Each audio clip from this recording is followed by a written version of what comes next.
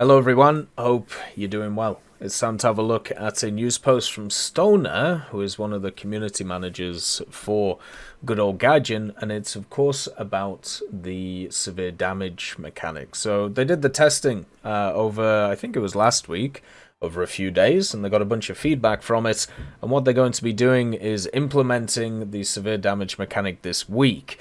Now, one of the things that they do mention in this is obviously if you find any issues with it, make sure to bug report them and, kind of go through it. Whenever there's a new damage system in the game, whether it was hull break back in the day, overpressure, the change in crits, like how they all counted with ground, aviation, and also naval, it always brings different issues onto the board. So bug reporting these things is always useful, especially when it comes down to all of these different things. So hopefully, with the severe damage mechanic coming in, it solves a lot of issues that many people have had with aircrafts for a long time, mainly the kill stealing stuff, and also, doing a decent amount of damage to a vehicle and then it just naffs off somewhere and you can't really do too much about it, and you don't get a kill, you don't get an assist, you don't really get anything. So that's what this mechanic is trying to sort out. So what we'll do is we'll go through the post. It just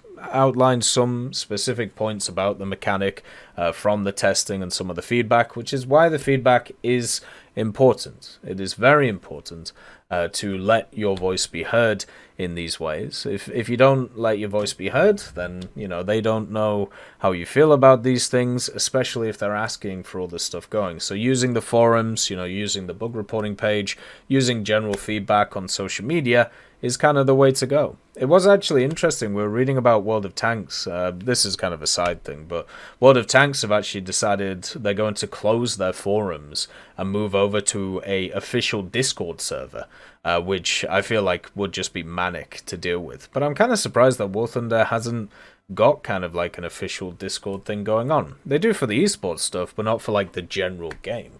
So maybe at some point that'll be something that sorts itself out. So let's go through some of the things they talk about here. One of the main talking points was between attacker and defender, who should kind of be rewarded for this. And you can see here there'll be players who don't want to be considered destroyed at the end of the battle, and players who inflicted the severe damage feeling that they should get the destruction at the end of the battle. We've thought about both ways, but would like to stick with the original design, which rewards the attacker side with the destruction at the end of the battle, and brings more frags that is generally better. Even though both decisions will leave some players not satisfied, we picked the design which rewards the player who caused the severe damage. This is positive. You should always kind of benefit people for doing positive actions in the game. Rewarding passivity is only going to lead to bad areas. We've seen this plenty of times in War Thunder. Think about the crafting events, where when they were based on time, what happened? A lot of aerialistic brackets and also air simulator brackets, when it was opened up to it, just became grind fests where people weren't playing the game. They were doing the least amount possible to be able to get the most out of it. And if that is the most efficient way of doing things, that leads to negative emotions, that leads to people not really feeling like they're involved in anything, and also just leads to really boring gameplay. So actually rewarding people for doing stuff, rewarding people for pushing forward, trying different things, is the way to go in this regard. It isn't a good idea just to have it where only a specific set gets rewards. But I think in order to give rewards for people for doing positive actions instead of passive actions is super important. And yeah, of course there's going to be people who get annoyed dying. Everybody gets annoyed dying. Nobody wants to die, right? In a video game or in real life. There's a very small amount of people who get enjoyment out of that, and usually they only get enjoyment out of it once. But the main thing about it is if you reward people for doing positive things, they will then try and do more positive things. And getting destructions in the game is something that's positive. We've all been in those situations where people just disappear from the fighting zone after get critted. They sometimes try and go back to base, sometimes they just go to the heavens and nobody can catch them. It was one of the most annoying things back in the day, especially in Aerialistic, because there was a lot of BR brackets, even now there is, where you just can't catch certain vehicles. The F104, the 9.3 vehicle. If that gets in most of its matchmaking and gets crit, it can just disappear and there's nothing you can do about it until it runs out of fuel, which can be a very, very long time. So putting the onus on the person who's playing more positive than passive is always going to be better in my book. Then also, some people mentioned that the message was too long about a kill of a severely damaged aircraft counted. So now they've changed it to severely damaged aircraft kill counted. So there you go. We've cut out a few letters and now everybody's happy. I don't know why they need to add that in. I feel like that doesn't have to be represented in that way, but c'est la vie. I suppose less words is always better in these things. More quick, concise word statements is always the way to go. So, that's a positive. Also, we read feedback that severely damaged aircraft could have a marker added to signify this to other players. We'd rather not add this because a severely damaged aircraft could still be as dangerous as a regular aircraft. Adding a marker to signify this might be misleading in some cases, and would like to keep it simple. Yeah, they could definitely do that. The other thing is they could put it in the battle text, which I'm pretty sure is something that they would do, because they put stuff like set to fire and critically damaged in the battle text too, so why not put this in so you could just read that area.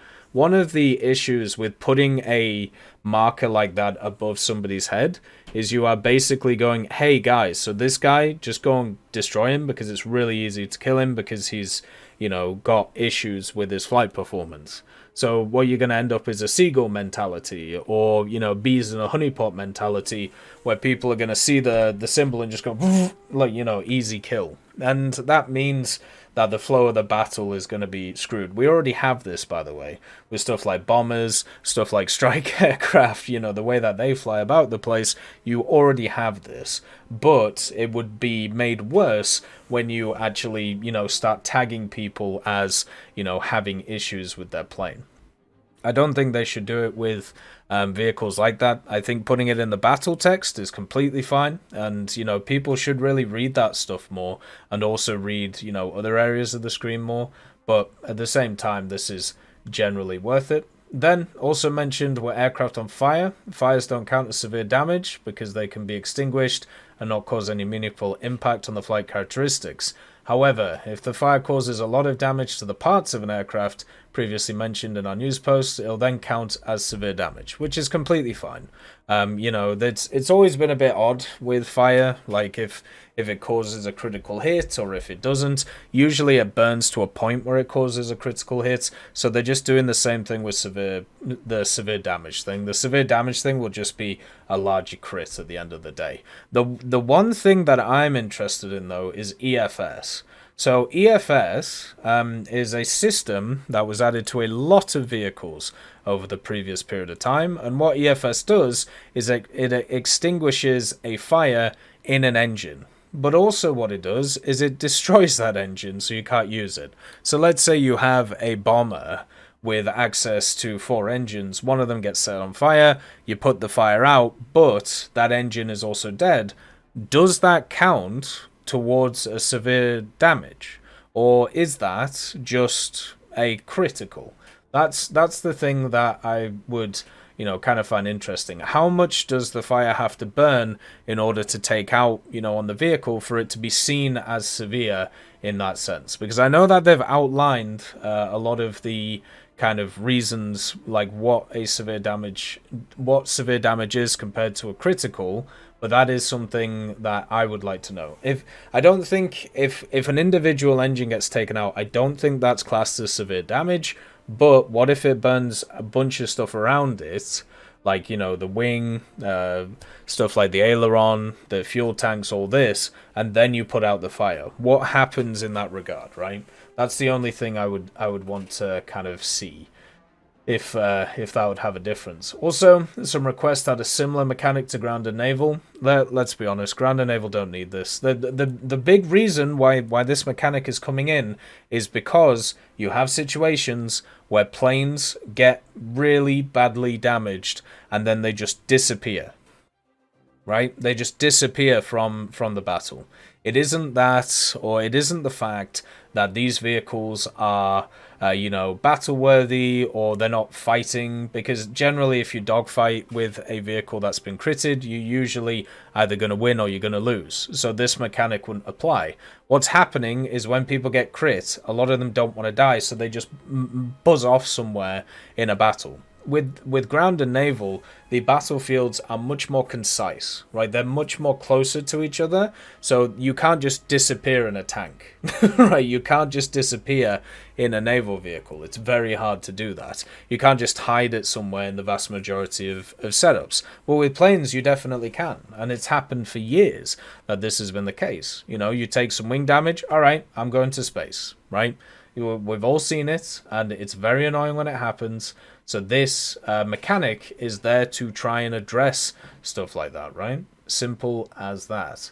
And also, last but not least, there were some bugs where light damage counted as severe damage, which should now be fixed. So there you go. Some good old severe damage sorted too. Overall, I think this blog post is pretty good. I don't disagree with any of it. I think overall it's all positive. I think they're going in the right direction with this. And also, at the same time, it will come out this week. So severe damage will come out during the time that the Jaguar IS event is going on, which worries me a little bit. Let's be honest. It is something that is probably not as positive. I'd rather they waited for this event to be over. I never like it when they add stuff in during an event, because it could easily have quite a negative effect on what's kind of going on at that time. But hopefully this doesn't. Hopefully everything is okay with it and we can just kind of go on. But yeah, I really like these changes. I think a lot of the damage mechanics they've added recently have been pretty positive, and to be honest, I hope they just continue. So let me know your thoughts, and make sure to get involved in your opinions when it comes to the forum and other places. Make your voice heard, as always, because I think it's important. Look after yourselves. I'll see you soon.